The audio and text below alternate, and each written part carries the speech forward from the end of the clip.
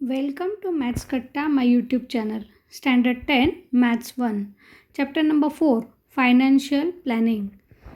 विद्यार्थ्यांनो, आज आपल्याला हे नवीन प्रकरण सुरू करायचं आहे की जे प्रकरण तुम्हाला यापूर्वी कधीही झालेले नव्हते, परंतु यातील ठराविक हा जो भाग आहे फायनान्शियल प्लॅनिंगमधला की जो यापुढे आपल्याला कायम आयुष्यभर कामास येणार आहे, दैनंदिन जीवनामध्ये अत्यंत आवश्यक असलेला हा मुद्दा आहे. त्यामुळे तुम्हाला व्यवस्थित समजून घेणं हे खूप आवश्यक आहे. Financial planning in our country, the system in practice for the business is GST. बघा, आपल्या देशामध्ये व्यापारासाठी जी कर प्रणाली लागू आहे ती म्हणजे GST. What is the full form of GST? GST stands for Goods and Service Tax. बघा, GST म्हणजे काय? तर गुड्स अँड सर्व्हिस टॅक्स म्हणजे गुड्स म्हणजे वस्तू आणि सर्व्हिस म्हणजे सेवा. म्हणजे वस्तू आणि सेवा या दोघांवरचाही जो टॅक्स आहे तो ह्या अंतर्गत आहे. GST म्हणून त्याला आपण शॉर्ट फॉर्म दिलेला आहे, goods and service tax. Taxes under GST. बघा, GSTमध्ये कोणकोणते टॅक्सेस असतात किंवा आलेले आहेत. यापूर्वी आपल्या देशामध्ये ही एकच कर प्रणाली लागू नव्हती. हे एकाच प्रकारचे टॅक्सेस नव्हते, तर अनेक प्रकारचे टॅक्सेस यापूर्वी आपण वेगवेगळ्या ठिकाणी वेगवेगळ्या राज्यांमध्ये आपल्याला द्यावे लागत होते. त्यामध्ये कर टॅक्स हा वस्तूंवरती पण होता आणि सेवांवरती पण होता. आता कोणकोणते टॅक्सेस पूर्वी होते आणि आता ते GSTच्या अंडर आलेले आहेत ते आपण एकदा बघूया. Number 1, excise duty. Excise duty म्हणजे काय? तर आपल्याला त्याला उत्पादन शुल्क असंही म्हणता येतं. उत्पादन शुल्क म्हणजेच एक्साईज ड्युटी. बिडी, सिगरेट या अशा वस्तूंवरती ती लावली जाते. सर्व्हिस टॅक्स म्हणजे सेवा कर. ज्या काही कंपन्या आपल्याला सर्व्हिस पुरवतात किंवा सेवा पुरवतात त्यांना आपण जो टॅक्स भरतो त्याला आपण सर्व्हिस टॅक्स असं म्हणून संबोधतो. कस्टम ड्युटी, सीमा शुल्क, त्याला आपण म्हणतो सीमा शुल्क, custom duty. Central surcharge and says, याचा अभ्यास तुम्ही 9th स्टँडर्डमध्ये केलेला आहे.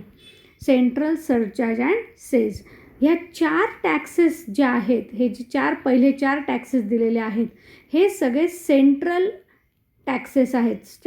सेंट्रलसाठी आहेत म्हणजे पूर्ण देशासाठी आहेत. त्यानंतर पुढचा बघा, वॅट, मूल्यवर्धित कर, त्याला आपण वॅट असं म्हणतो. Luxury tax. लक्झरी टॅक्स म्हणजे ज्या ठिकाणी आपण वेगळी अशी लक्झरियस म्हणून जी सेवा उपलब्ध करून घेतो किंवा त्याची मागणी करतो त्यावेळेला आपल्याला लक्झरी टॅक्स भरावा लागतो. एंटरटेनमेंट टॅक्स म्हणजे करमणूक कर. करमणूक करामध्ये तुम्ही जेव्हा थिएटरमध्ये एखादा सिनेमा बघायला जातात किंवा आपल्या केबलवरती जे आपण आपलं स्वतःचं एंटरटेनमेंट करतो त्यासाठी जे आपल्याला टॅक्सेस भरावे लागतात त्याला आपण म्हणतो एंटरटेनमेंट टॅक्स. ऑक्ट्राय. ऑक्ट्राय म्हणजेच आपल्याला एका ठिकाणाहून दुसऱ्या देशामध्ये किंवा राज्यामध्ये किंवा दुसऱ्या गावामध्ये म्हणूया, जिल्ह्यामध्ये आपल्याला जेव्हा वस्तू एका ठिकाणाहून दुसऱ्या ठिकाणी न्यायची असते तेव्हा त्यांच्या सीमेवरती जी आपल्याला टॅक्स भरावे लागतात त्याला आपण जकात कर किंवा ऑक्ट्राय असं म्हणतो. आता हे जे सगळे इथपर्यंत आहेत 5 पासून तर 8 पर्यंत हे सगळे स्टेट लेव्हलचे टॅक्सेस आहेत. त्यानंतर नेक्स्ट बघा 9th, 10th आणि 11th. CST, CVD आणि SAD. CST म्हणजेच आपण त्याला इम्पोर्ट ऑर एक्सपोर्ट टॅक्स म्हणजेच केंद्रीय विक्री कर असं आपण त्याला म्हणतो. त्यानंतर काउंटरव्हॅलिंग ड्युटी टॅक्स म्हणजे अधिकचं सीमा शुल्क आणि विशेष सीमा स्पेशल ॲडिशनल ड्युटी चार्ज.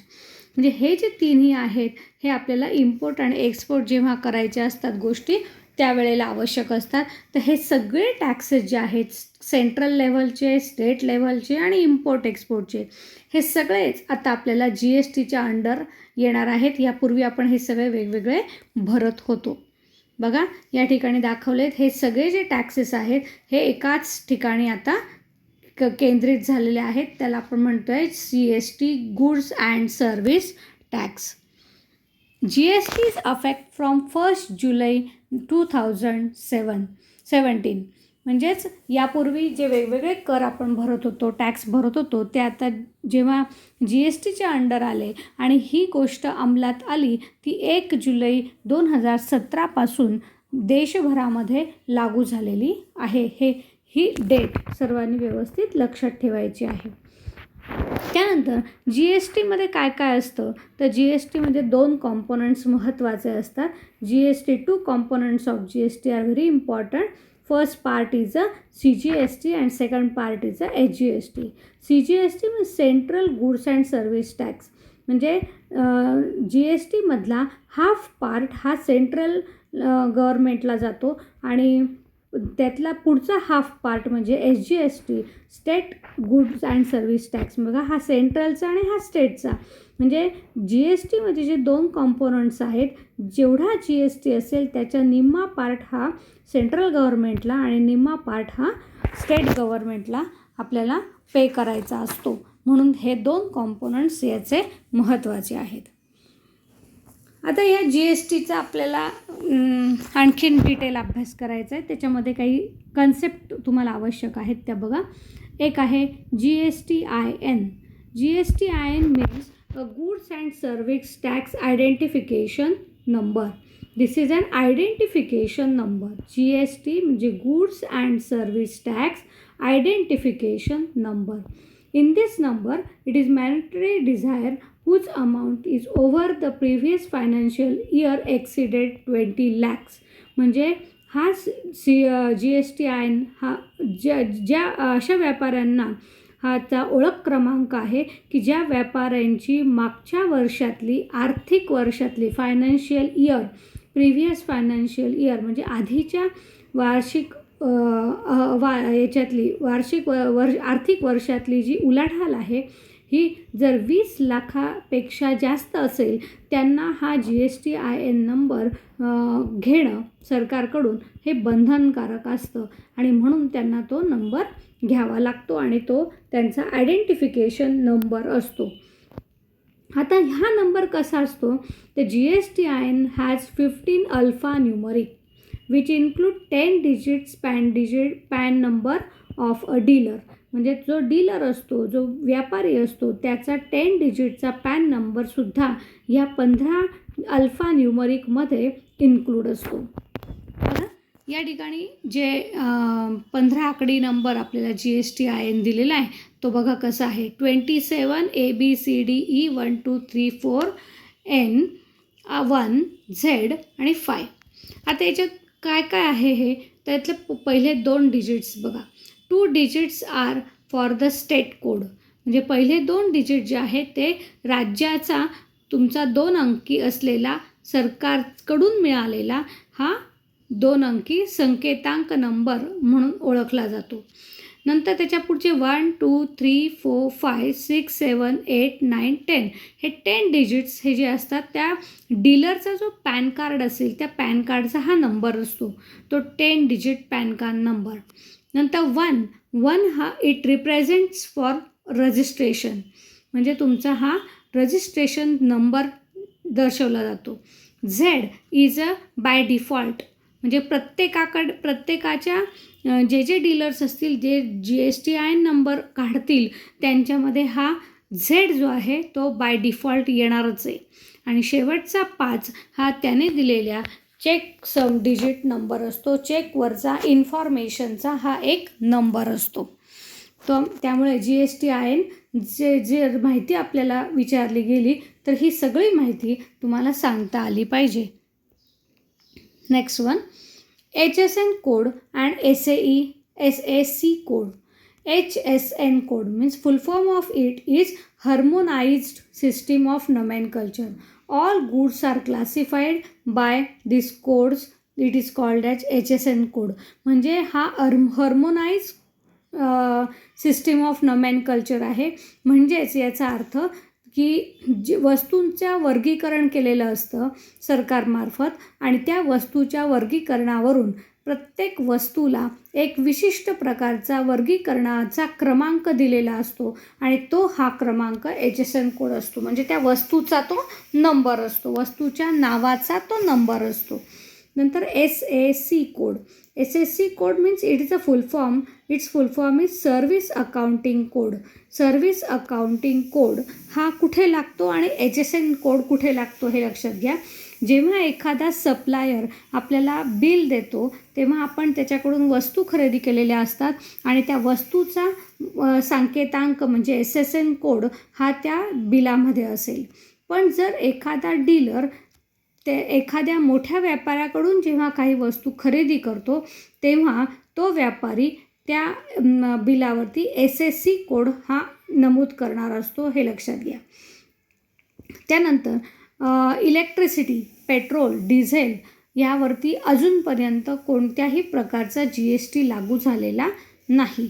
त्याच्यावरती अजूनही वाद चालू आहेत, अजून तो लागू झालेला नाही. आणि इतर वस्तूंवरचे जे GSTचे रेट आहेत ते 0पासून 28% पर्यंत हे वेगवेगळ्या वस्तूंवरती वेगवेगळे आहेत. 0%, 5%, 12%, 18%, 28% are like the different very rate of the taxes for the GST for different goods. आता आपल्याला एक बिल बघायचं आहे. बघा इथे ह्या GST हे बिल आहे. GSTचं एखादं तुम्ही कुठल्याही दुकानामध्ये जर एखाद्या गोष्टींची काही खरेदी केली आणि त्याच्याकडे जर GSTचं बिल मागितलं तर तुम्हाला जे बिल मिळतं तेच हे अशा प्रकारचं बिल आहे. त्याचा एकदा नीट विचार करा, एकदा बघा आणि तुम्ही जेव्हा जेव्हा वस्तू खरेदी कराल तुम्ही एखाद्या दुकानातून बिल घेतल्यानंतर त्याचंही नीट निरीक्षण करा. त्याच्यावरती हे असं आहे की नाही त्याचा पडताळा घ्या. बघा सप्लायर, इथे सप्लायरचं नाव असतं. इथे address of supplier with email address also, म्हणजे त्याचा पूर्ण ॲड्रेस, त्याचा ईमेल ॲड्रेस, त्याचा मोबाईल क्रमांक हे सगळं त्याच्या ॲड्रेसमध्ये येणार आहे. त्याच्यानंतर पुढे आहे GSTIN, म्हणजे जो सप्लायर आहे त्या सप्लायरचा GSTIN हा 15 अंकी नंबर की जो आत्ता आपण याच्या आधी बघितला कसा असतो तो. त्यानंतर इनव्हॉइस नंबर म्हणजे बिल क्रमांक, त्याच्या पावती पुस्तकामध्ये हे बिलचं असलेलं क्रमांक आहे. 110 क्रमांकाचं हे GSTचं बिल आहे. त्यानंतर इनव्हॉइस डेट ही आहे 31 जुलै 2017. बघा 1 जुलैपासून अंमलबजावणी झालेली आहे आणि हे बिल आहे 31 जुलै 2017चं. त्याच्यानंतर त्याच्यात कॉलम्स बघा कसे आहेत. Serial number, HSN code, name of product. आता हे नेम ऑफ प्रॉडक्ट आहे पेढ्याचा HSN कोड सरकारने दिलेला हा आहे. त्यानंतर चॉकलेट त्याचा HSN कोड, आईस्क्रीमचा, पेट्रोलचा हे पाठ करण्याची गरज नाही. फक्त name of product, rate of the product, नंतर क्वांटिटी आपल्याला किती घ्यायची आहे ती क्वांटिटी, त्यानंतर त्याची झालेली किंमत म्हणजेच टॅक्सेबल अमाऊंट. आणि ह्या टॅक्सेबल प्रत्येक गोष्टीचा रेट हा GST रेट वेगवेगळा असतो. त्यामुळे प्रत्येकाचा GST रेट, आता GSTमध्ये 2 कॉम्पोनंट्स आहेत तुम्हाला माहिती आहे म्हणून 2 पार्ट केले, CGST आणि HGST. मग CGSTचा रेट आणि HGSTचा रेट हा दोन्हीही इथे सारखाच आहे. बघा निम्मा CGSTकडे निम्मा HGSTकडे. म्हणजे जर पेढ्यांवरती 5% GST असेल तर त्याचा 2.5 CGST रेट झाला आणि HGST 2.5% झाला. चॉकलेटवरती जर 28% रेट असेल तर 14% CGSTकडे आणि 14% HGSTकडे. याप्रमाणे हे रेट आणि ह्या इथे रेट लिहिलेले आहेत. आता ह्या रेटवरून ह्या पेढ्यांवरती किती टॅक्स लागेल, चॉकलेटवरती किती टॅक्स लागेल, आईस्क्रीमवरती किती टॅक्स लागेल आणि तो CGSTला किती लागेल आणि HGSTला किती लागेल हे वेगवेगळं आपल्याला काढायचं आहे. बघा आता इथे पेढ्यांची किंमत आपल्याला सांगितलेली आहे 400 रुपये पर kg आणि आपण घेतलेत हाफ kg. 500 ग्रॅम म्हणजे हाफ kg, म्हणजे आपली किंमत झाली पेढ्यांची 200 रुपीज. आता या 200 रुपीजवर 2.5% CGST लागणार आहे. मग 200 ऑफ 2.5% किंवा 2.5% ऑफ 200 म्हणजे कसं काढायचं, तर 2.5% म्हणजे 2.5 अपॉन 100 ऑफ म्हणजे इंटू 200. मग आता 2.5 अपॉन 100ला 200ने मल्टिप्लाय करायचं, त्याला डिव्हाइड करून आन्सर येणार आहे 5. मग हे 5 आन्सर हेच इथे पण येणार आहे, ते दोन्हीकडे लिहिलं. त्यानंतर आता हे 80 रुपीज बिल झालेलं आहे चॉकलेटचं, आणि चॉकलेटवरती 14% HGST आणि 14% CGST आहे, म्हणून आपण ते सेपरेट काढूया. मग आता 14% ऑफ 80 म्हणजे कसं लिहिणार आहे, तर 14 अपॉन 100 इंटू 80. तुम्ही रफ वर्कवर कॅल्क्युलेशन करू शकता. 14 अपॉन 100% म्हणजे अपॉन 100 इंटू 80. हे कॅल्क्युलेशन केल्यावर आन्सर मिळणार तुम्हाला 11.20. इकडे पण तेच सेम आन्सर मिळेल 11.20. आता बघा इकडे पुढे आईस्क्रीमचा रेट झालेला आहे आपला 200 रुपीज, आणि त्याच्यावरती 18% GST म्हणजे 9% CGST आणि 9% HGST. मग आता 9% ऑफ 200 कसं काढायचं, 9 upon 100 into 200. Short form calculation करून कॅन्सलेशन करून काय मिळेल आन्सर 18 रुपीज, आणि इकडे पण 18 रुपीज. आता इकडे 35 रुपीज ब्रेडचा आहे, आणि त्याच्यावरती कोणताही प्रकारचा CGST किंवा GST दिलेला नसतो, त्यामुळे तर 0% जर असेल तर आपल्याला काहीही रुपये इथे लागणार नाही, म्हणून इथे 0 येईल. त्यानंतर बटरवरती आहे 125 रुपीज आपलं झालेलं आहे बिल, आणि त्याच्यात आपल्याला रेट दिलेला आहे 12% म्हणजे 6% CGST 6% HGST, आणि मग त्यावरून 6% म्हणजे 6 अपॉन 100 इंटू 500. याप्रमाणे आपण हे जे CGSTचं टोटल बिल झालं, हे HGSTचं टोटल बिल झालं. आता ही टोटल कशाची आहे, तर ही आपली जी झालेली आहे अमाऊंट, ही झाली पेढ्याची फक्त आपली अमाऊंट, आणि ह्या अमाऊंटवरती आपल्याला टॅक्स लागणार आहे, तो CGST पण आणि HGST पण. मग CGST आणि HGST मिळून 5 किती झाले 10 याच्यामध्ये ॲड करायचे म्हणजे झाले 210. मग ते 210 इथे लिहायचे. तसंच ह्या 80 रुपीजवरती 11.20 आणि 11.20 या प्रकारे होणार आहे 102.40. त्याप्रमाणे 200 plus 18 plus 18 36 plus 200 that is 236. याप्रमाणे ही प्रत्येकाची स्वतंत्र टोटल करून आपल्याला पे करावी लागणारी जी टोटल आहे ती सगळ्यात शेवटी खाली येणार आहे. या टोटलची परत सगळी टोटल केल्यावरती आपल्याला त्या दुकानदाराला हे सगळे अमाऊंट, टॅक्सेबल अमाऊंट, खरी झालेली किंमत आणि त्याच्यावरचे हे सगळे टॅक्सेस मिळून झालेली एवढी अमाऊंट आपल्याला त्या दुकानदाराला द्यावी लागणार आहे. आता यावरून आपल्याला छोटे छोटे काही फिल इन द ब्लँक्स असतील तर ते कशा भरायचे बघा. CGST at the rate of 2.5% is, म्हणजे आता CGST जो 2.5% होता त्याच्यावर तो रेट जो होता तो किती आलेला आहे रुपीजमध्ये, तर तो 5 रुपीज आला आहे. आणि इथे रेट विचारला आहे 5 रुपीजसाठी, तर तो रेट आला आहे 2.5%. It means that rate of GST on peda is 5% and hence total GST is 5 plus 5 rupees 10. The rate of GST on the chocolate is, माता रेट ऑफ GST विचारला आहे. आता ते प्रश्नाकडे नीट लक्ष द्यायचं की तो CGST विचारला आहे की HGST विचारला आहे. मग GST असेल तर CGST आणि HGST यांची काय करायची, टोटल करायची. मग ते 14 आणि 14 होते, मग ते म्हणून इथे आपण काय लिहिलं आहे 28%. आणि हेच द टोटल GST इज 22.40. बघा 11.20 प्लस 11.20 किती झाले 22.40. The rate of GST on ice cream is 18%, कारण आपण 9% काढलं होतं, मग त्याची total 18%. Total cost of ice cream, आता टोटल कॉस्ट म्हणजे काय तर की cost of ice cream plus CGST plus HGST अशी टोटल 236 झालेली आहे. On butter CGST rate is 6% and HGST rate is also 6% and therefore GST on butter is 12%. अशा प्रकारे या फिल इन द ब्लँक्स आपल्याला भरायचे असतात. If you understood this, then like the video, share it with your friends and subscribe the channel. Thank you.